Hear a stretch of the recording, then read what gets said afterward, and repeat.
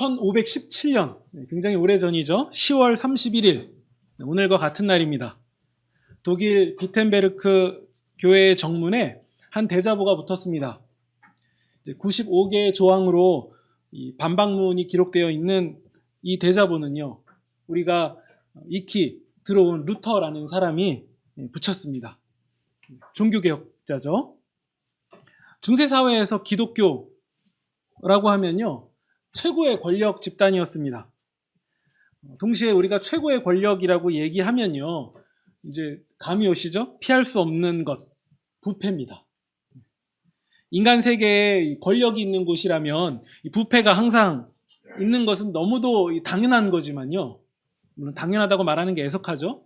그런데 교회마저도 똑같이 권력을 갖고 부패했다라는 것은요, 교회가 세상과 다르지 않았다라는 얘기고요. 그것은 너무 애석한 일인 거죠.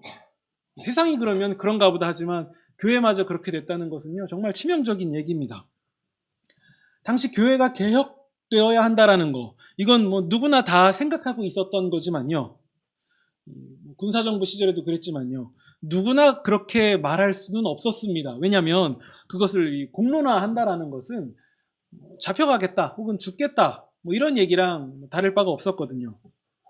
그런데 1517년 10월 31일 이 독일의 비텐베르크 교회 벽에 대자보가 붙습니다. 이 대자보에는요, 로마 가톨릭 교회의 잘못이 95개 조항으로 기록되어 있었는데요, 이 일은 말 그대로 이 95개의 조항이 적힌 그냥 대자보 붙인 일 뿐이었는데, 이것이 소문을 타고 점점 퍼져나가면서 결국에는 유럽 전역으로 다 퍼지게 됩니다. 굉장한 주목을 받게 되었죠. 이 일이 시작된 이 핵심 요인 중에 하나는요, 로마 교회가 면죄부를 판매했다라는 거예요. 이 로마 가톨릭 입장에서는요, 돈을 바친 자라면 죄를 면하게 된다라는 뜻으로 이 증서를 발부했는데 그게 면죄부예요. 물론 이것을 주장할 때는 좀 더 부드럽게 표현했겠죠. 그래서 면죄부를 판매했는데요, 사실상 이 돈을 받고 죄를 면하게 해준다라는 의미입니다. 죄를 사하고 싶다면 일단 돈을 내라. 당시 이 가톨릭 교회가 이 면죄부를 판매하게 된 이유가 있었는데요, 가장 큰 요인 두 가지 중에 하나는요, 이 중세 말기에 이 교황청의 재정 상황이 최악이었습니다. 그러니까 이제 수금을 해야 되는 상황이었고요. 그리고 더 큰 핵심 요인은 당시 이제 베드로 성당을 건축 중에 있었는데 이 건축 비용이 바닥난 상황이었어요. 그래서 이 돈을 모금하기 위해서 기부 혹은 헌금을 강요했고요. 그러면서 이를 모면하기 위한 구체적인 행동으로 면죄부를 판매한 거예요. 이 흐름 속에서 루터는 이것이 옳지 않다라고 대자보를 붙였고요. 이 대자보에는 이 면죄부 판매하는 상황을 지적하는 것뿐만 아니라 당시 가톨릭 교회의 교리 중에서 이 성경과 맞지 않는 부분이 있었음을 동시에 함께 기록해서 대자보로 적어서 붙인 거죠. 이 95개 조항이라는 얘기는 많이 들어보셨겠지만 그 안에 구체적으로 어떤 내용이 있는지는 들어보신 적이 없었겠죠. 그래서 제가 몇 가지를 한번 읽어드리겠습니다. 한번 잘 들어보세요. 5번째 조항입니다. 교황은 그 직권 혹은 교회법의 위세로 부과된 형벌 이외에 어떤 벌이든지 용서할 힘이나 뜻을 가지지 못한다. 그러니까 교황에게 죄를 사하는 권한이 없다는 거죠. 6번째 조항. 교황은 하나님께서 죄를 사하셨다는 것을 선언, 시인하는 이외에 어떤 죄든지 사할 힘이 없다. 21번째 조항입니다. 그러므로 교황의 면죄로서 인간은 모든 형벌로부터 해방되며 구원받을 수 있다는 것을 선포하는 면죄부 설교자들은 모두 오류에 빠져 있다. 27번째입니다. 연복의 안에, 헌금함 안에 던진 돈이 딸랑 소리를 내자마자 영혼은 연옥에서 벗어나온다라고 말하는 것은 인간의 학설을 설교하는 것일 뿐이다. 32번째, 면죄 증서에 의하여 자신이 구원받았음을 확실하다라고 스스로 믿는 사람은 그것을 가르치는 사람과 함께 영원히 저주를 받을 것이다. 45번째입니다. 가난한 사람을 보고도 본체 만채 지나쳐버리고 면죄를 위해서 돈을 바치는 사람은 이 교황의 면죄가 아니라 오히려 하나님의 진노를 사는 것이라는 것을 기독교인들에게 가르쳐야 한다. 62번째입니다. 교회의 참된 보화는 하나님의 영광과 은총의 거룩한 복음이다. 86번째입니다. 또한 오늘날 제일 부자의 재산보다도 더 많은 재산을 가진 교황이 가난한 신자의 돈으로 행하는 대신에 차라리 자기 돈으로 성 베드로 교회당쯤은 세울 수 있지 않겠는가? 그러니까 굉장히 내용이 좀 셌죠. 그러니까 최고의 권력을 가진 가톨릭 교회 입장에서는 이 사람은 제거의 대상이었던 겁니다. 그러면서 이 사건을 계기로 결국에 분리해져 나온 개신교회가 등장하게 되었습니다. 오늘도 이제 공교롭게 10월 31일이죠.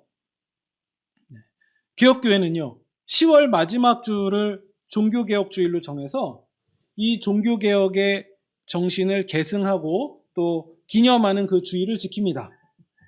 그래서 종교개혁주일에는요, 우리가 이렇게 접근하면 좋을 것 같습니다. 성경을 기준으로 우리가 얼만큼 벗어났는지, 얼마나 멀리 떨어져 있는지 이것을 진단하면서 동시에 다시 성경대로, 성경을 향해서 가는 것, 이것을 다른 표현을 하자면 우리가 기본으로 돌아가는 것, 바로 이 표현이 될 것 같습니다. 물론 이 일은 종교개혁주일에만 이루어져서는 안 됩니다. 매일매일 일어나야 되는 건데요. 그러면서도 동시에 종교개혁주일에는 이 부분을 좀 더 심도 있게 살펴보면 좋을 것 같습니다.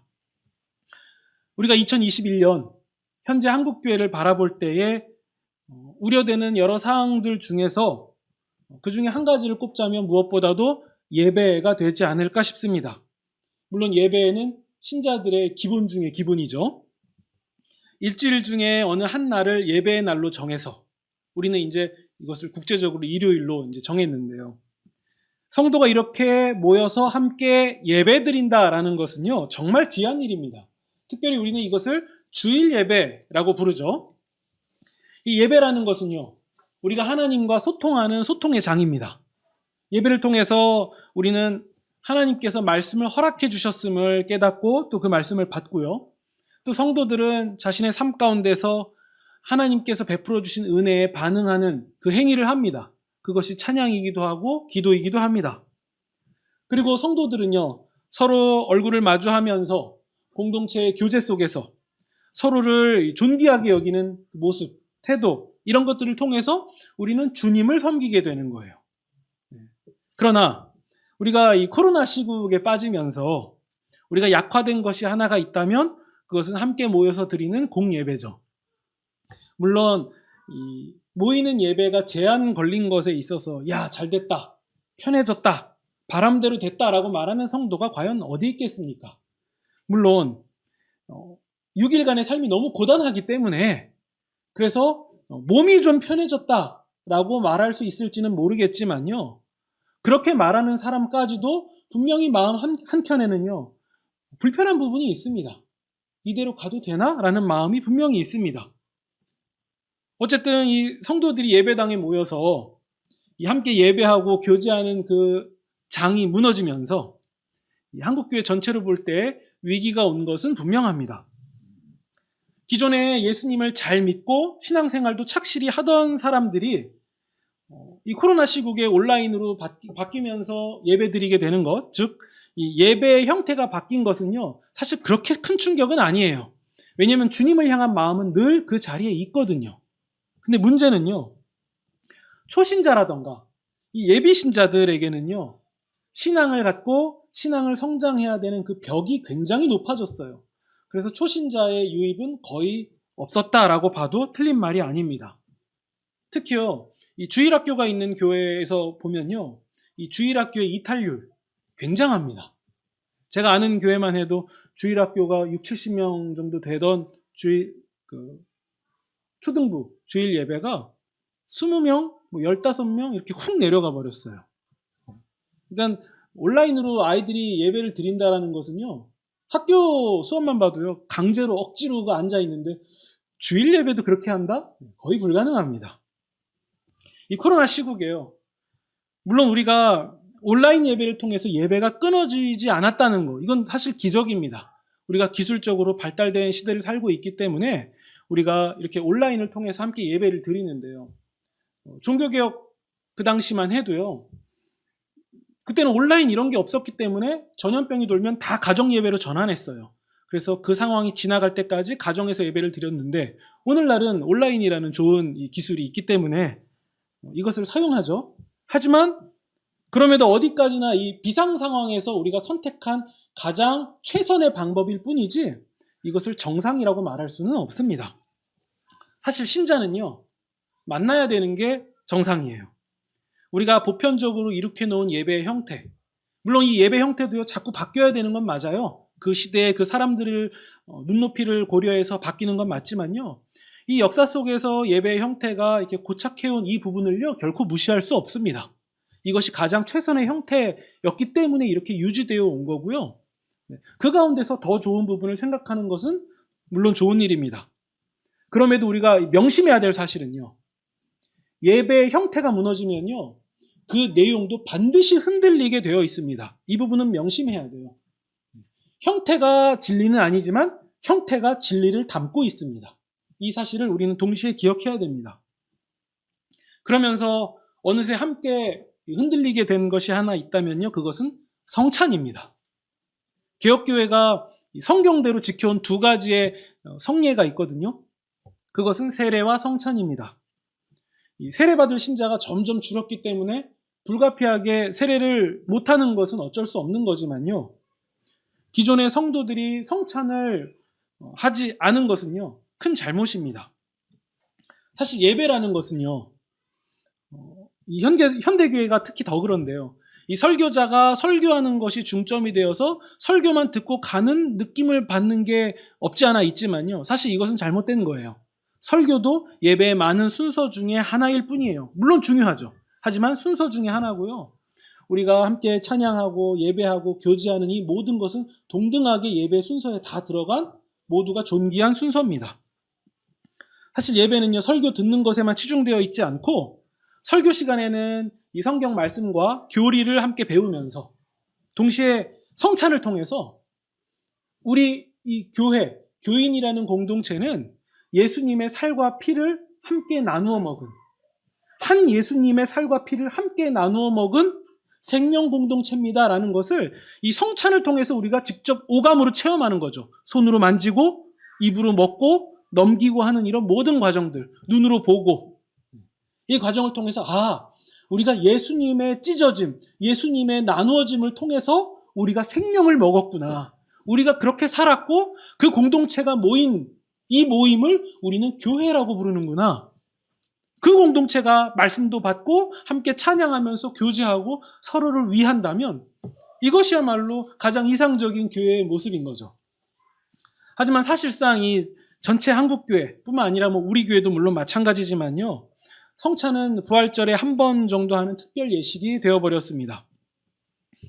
이것이 더 확대돼야 되는 것은 바람직한 방향인 거죠.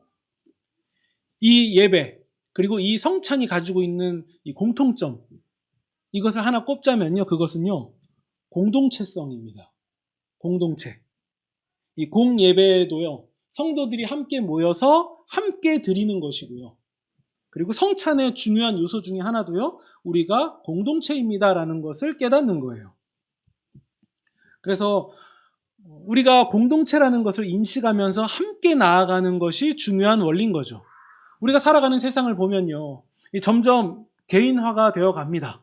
과거에도 그랬지만 지금은 더 개인화가 되어가고 있어요. 휴대폰도 좋아지고 인터넷도 더욱 발달되었고 SNS, 메신저, 우리가 소통할 수 있는 창구는 굉장히 많아졌거든요. 그런데 이런 것은 점점 늘어가고 많아지는 반면에요, 인간 사이의 단절, 고립, 외로움, 이런 것들은 점점 커져만 갑니다. 그 맥락 가운데서 교회도요, 그렇게 되어가지 않나 싶습니다. 교회의 어떤 대형화, 이런 것들이 이루어져 가면서 이 풍성한 교제도 더욱 대형화가 되어가야 되는데, 오히려 그와 달리 큰 교회 속에서 한 명의 신자로서 그냥 묻혀가는 그것을 선호하는 경향이 점점 짙어졌기 때문에 그래서 대형화되는 이 교회들을 선호하는 부분도 없지 않아 있습니다. 그냥 나는 조용히 혼자 가서 예배 드리고, 예배도 드린다기보다 예배를 보고, 그리고 조용히 나와서 집에 가는 이런 형태가 점점 더 굳어져 가고 있습니다. 우리가 코로나 시기를 겪으면서 깨닫는 사실 하나가 있죠. 그거는요, 성도가 주일마다 모여서 서로의 얼굴을 마주하면서 서로의 마음과 서로의 삶을 나누는 것, 이것이 얼마나 중요한 일이었던가, 이것을 깨닫는 일이었습니다. 그래서 우리가 단절되보고 나니까 정말 중요한 거였구나, 우리가 너무도 당연하고 또 가볍게 여겼었던 거구나, 이것을 깨닫게 된 거죠. 그래서 우리가 다시 제약 없이, 규제 없이 진실되게 예배 드릴 수 있는 그 공예배가 회복되었으면 좋겠고, 성찬도 자주 시행해서 이렇게 모인 우리가 예수님의 피와 살을 나눈 한 공동체라는 것을 매주 절실하게 경험하는 일들이 많아지면 좋겠습니다. 그러면서 동시에 우리는 또 우리의 각 개인으로 시선을 돌릴 차례입니다. 우리가 종교개혁 이후에요, 사람들이 확실하게 깨달은 사실들이 있어요. 그것은 뭐냐면요, 신자가 하나님께 나아갈 때에 교황이라던가 어떤 유력한 제3자를 통해서 하나님께 나아가는 것이 아니라 어느 누구나 동등하게 질적으로 차별 없이 하나님께 나아갈 수 있다, 바로 이 사실을 배우게 되었습니다. 성경도요, 어떤 특정한 사람들만의 소유물이 아니라 누구나 읽고 깨달을 수 있는 하나님의 말씀이다, 이것을 깨닫게 된 거죠. 물론 누구나 읽는다고 해서 누구나 마음대로 함부로 자기 생각대로 해석할 수 있다라는 얘기는 아니에요. 성경을 해석하기 위해서 필요한 최소한의 교육들은 필요하죠. 기도는 마찬가지입니다.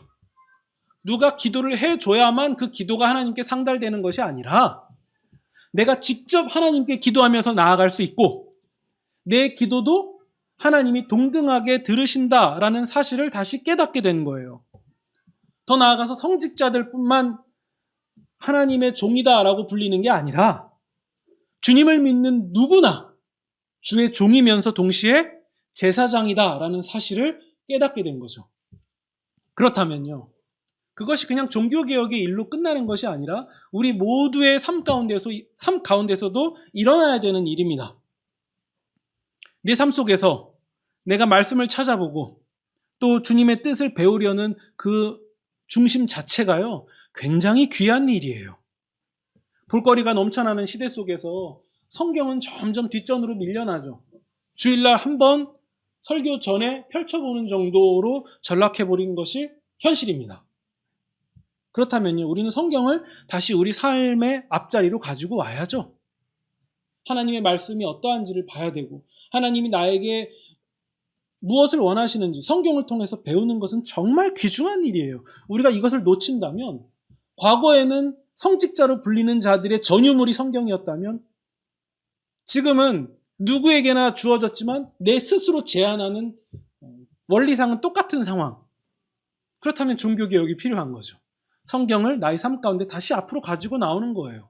우리가 핸드폰에 넣어 다닐 수 있어서 이제 무겁지도 않잖아요. 단지 그 클릭 한 번이 그렇게 힘든 거죠. 그러면 우리는 현실을 직시해야 돼요. 나는 주의 말씀을 그다지 좋아하지 않고 있구나. 이 불편한 마음을 가지고 있는 것 자체도 사실 귀한 일이에요. 말씀을 보는 것, 우리의 삶의 앞자리로 가지고 나오는 것. 그래서 우리가 성경 한 장, 한 문장, 한 토막, 이것을 우리가 보는 것, 그리고 세상 돌아가는 모든 일 가운데서 하나님의 말씀을 떠올리는 것, 이러한 일들은 정말 귀한 일이에요. 뿐만 아니라 쉬지 않고 기도하는 것.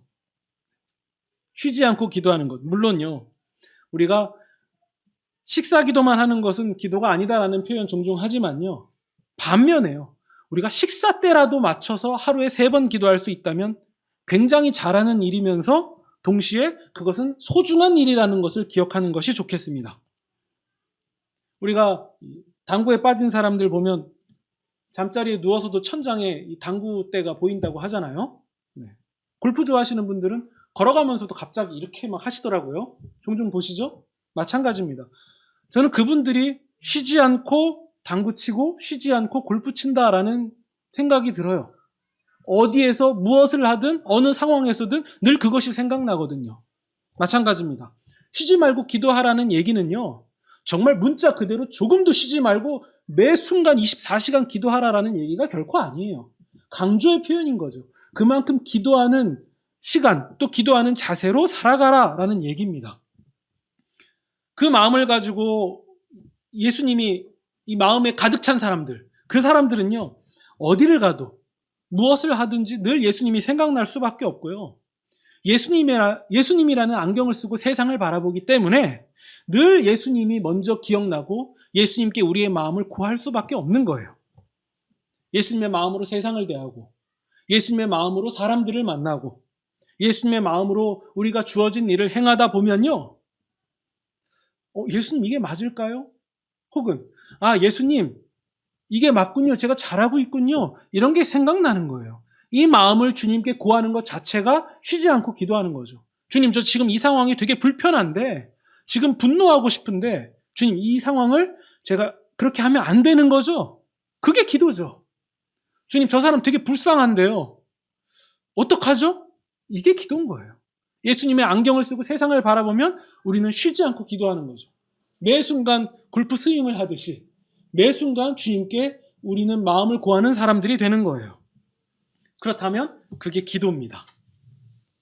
이런 말씀과 기도, 이것이 몸에 여기저기 덕지덕지 붙어있는 사람들이 과연 자신의 주어진 삶 속에서 자신의 역할, 자신의 지위, 자신의 직업 이런 것들을 통하여서 한 명의 진실된 신자로 살아가지 않을 수가 있겠습니까?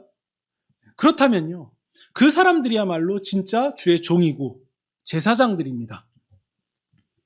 예수님 믿는 진실한, 예수님을 진실되게 믿는 그 사원이 과연 회사에서 거짓말할 수 있겠습니까? 예수님 믿는 직장인이라면요. 10번 지각할 거 9번 지각하게 되고요. 9번 지각할 거 8번 지각하게 됩니다.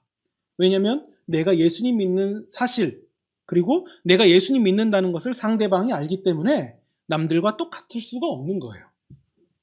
성실한 이유가요. 다른 곳에 있는 거죠. 사람이 두려워서가 아니라 내가 예수님 믿기 때문에, 내가 예수님의 사람이기 때문에, 내가 십자가에서 나의 죄된 자아가 죽은 사람이기 때문에 세상과 같을 수가 없는 거죠. 예수님 믿는 선생님이 제자들의 인격, 제자들의 사람됨을 훼손하는 일을 할 수 있겠습니까? 내 아이에게 대하는 것이, 내게 맡겨진 제자들을 대하는 것이 곧 우리 예수님께 행하는 것이다라는 진리를 깨달았다면 결코 신중하지 않을 수가 없습니다. 한 가정의 한 사람으로서 가족이라는 틀 안에서 그냥 마냥 편하다고 그냥 막 무례하게 행할 수가 없는 거죠. 이 갈수록 각박해져가는 세상 가운데서 교회 다니는 사람이라고 얘기한다면요. 직장에서, 가정에서 사람을 남다르게 대하는 사람이다. 이것이 기독교인들의 별명이자 아예 선입견처럼 돼버렸으면 좋겠습니다. 교회 다녀? 사람 대하는 태도가 다르네? 교회 다닌다고? 그럼 사람을 존귀히 여기는 사람이겠네? 아예 선입견처럼 박혀버렸으면 좋겠습니다. 이런 삶이 우리가 본문에서 읽은 것처럼 우리 1절에 나오죠.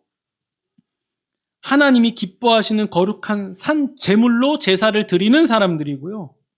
이것이 우리가 삶으로 드리는 영적인 예배입니다. 영적인 예배라고 우리가 가시적으로 보이는 어떤 황홀한 황홀경을 표현하는 것이 아니라 정말 우리 삶 가운데서 한 명의 예수님으로 살아가는 그게 영적 예배인 거죠. 그런 사람들이 하나 둘씩 모여서 세상 가운데 살아가고 있다면 이것이야말로 종교개혁입니다. 이것이야말로 아주 강력한 종교개혁이에요. 여기에서 우리가 한 가지만 더 얹으면 말씀이 마치는데, 정리하는데 큰 도움이 될 것 같습니다. 루터가요, 95개조 반박문을 붙이게 된 핵심 요인은 아까 면죄부라고 말씀드렸습니다. 더 정확히 말하면 면죄부 판매였죠. 만약 면죄부를 예수님 믿는 누구에게나 발급하는 일이라면 그렇게 문제되지 않았을 거예요. 면죄부 판매가 문제였던 거죠. 그것은 교회가 돈에 집착했을 때 일어난 일이었습니다. 성경은 이렇게 말합니다. 디모데전서 6장 10절에 보면요. 제가 읽어드릴게요. 돈을 사랑하는 것은 모든 악의, 일만 악의 뿌리입니다. 돈을 따라다니다가 길을 잃고 신앙을 떠나서 결국 격심한 고통을 겪는 사람들도 있습니다. 돈을 사랑하는 것이 일만 악의 뿌리라는 거죠.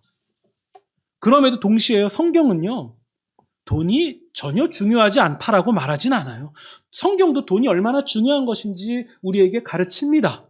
그러나 성경이 단호하게 경고하는 것은요, 돈 때문에 돈보다 더 중요한 가치들을 보지 못하는 것, 이것은 매우 엄중하고 단호하게 경고하고 있는 거예요.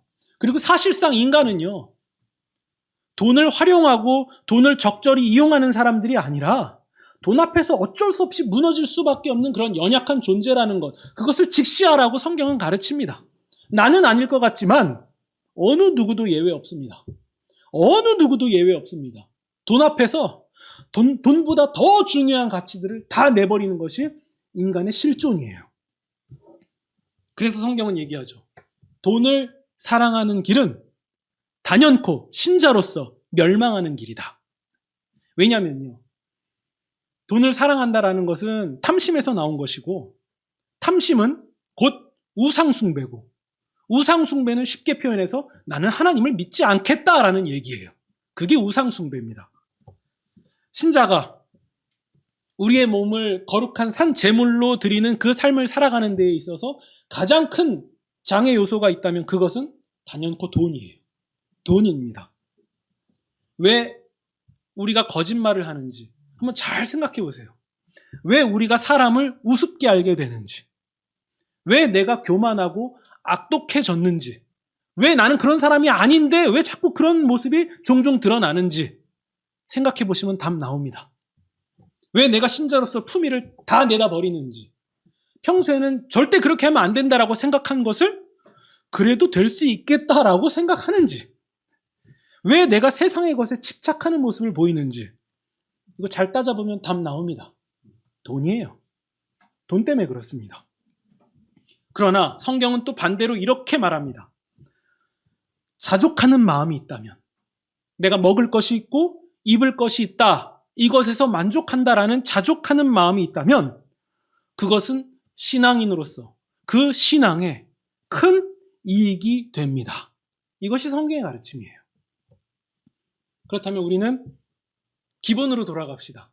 이 기본으로 돌아간다라는 것은 성경으로 돌아가는 것입니다. 신자는 반드시 신자다워야 돼요. 그게 아니라면 내가 신자답지 못하라는 사실이 내 마음 가운데 괴로워야 돼요. 그렇다면 우리는 살아있는 거죠. 내가 너무 괴롭다. 내가 너무 세속화되어 있다. 내가 예수께로 너무 멀리 와 있다. 이걸 못 견디겠다. 이게 힘들다. 그러면 살아있는 거예요. 그러면 살아있는 겁니다.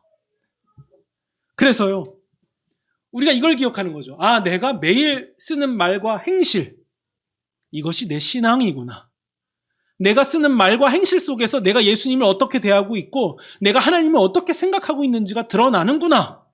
우리는 이것을 기억해야 됩니다. 우리가 드리는 예배와 기도, 또 주님을 노래하는 찬양, 성도와의 교제, 그리고 예수님의 생명을 나누어 먹은 한몸 공동체가 교회라는 사실, 그래서 이 모든 사실을 바탕으로 우리가 우리의 삶의 터전에서 우리가 삶으로 드리는 예배, 이것들이야말로 조용하게 보이지만 매우 강력하게 할 수 있는 종교개혁이라는 사실, 우리가 이것을 명심하면 좋겠습니다. 그래서 바울이 날마다 죽노라라고 고백한 그 말처럼 우리도 이미 십자가에서 죄에 대하여 죽었다는 사실, 그리고 예수에 대하여서 살았다라는 이 사실, 이 진리, 이것을 가지고 우리가 이 세상을 용감하게 지나갈 수 있으면 좋겠습니다. 그래서 우리에게 주어진 한 주도 그렇게 믿음으로 매 순간 도약하시는 저와 여러분이 되시기를 주님의 이름으로 축원드립니다.